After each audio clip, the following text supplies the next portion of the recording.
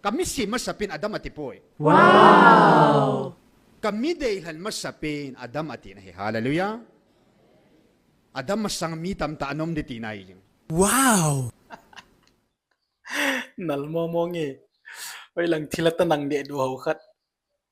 Genesis bung khat song kona sim kha lo ham. Tilata nang de du tilabu thi zong le lepa. Oh. Genesis bung khat song na pathinin phat la ding azong ama sapen in the beginning kiti cho hin simin. Abana nikhula ading azong nikhuma sapen a hin simi atia. Abana thing na lo na ho.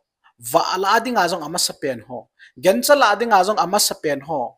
Abana hapta ki patna ding azong hapta ma sapen ho. Ai hin sim ho. Bible khuna sim ngai lo ham ka ti cho. Sim hi be tau chun.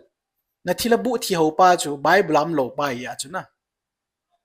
Genesis bung ni chang si gina yung ngai le pathinin le ngana lain mi hima simin ana akui hom sunga ahin na huwa hin la khumpi a hi le mi him chu mi hinga hong hitai ama chu Bible in first Adam a hi ati chula mi him la adinga mi him ma sapen hong hi ati chula hoi la ya chu Bible chu yet sa ta chu number 1 na benga chu na ga khuna Adam masanga mi him tam ta om tai na tia pathina Adam chu ka sim ma sapen ati poi na ti to ka deilan ma sapen ati na ti kit to thila ngoi de do thila bu thi khat ki zo ngoi de do na zona na pinu kaw simit mul beinu lung hai hai na dinga he tia chu Bible ki chip na na man mo paw paw hi to yung ki bol cha wa ki diu ta chu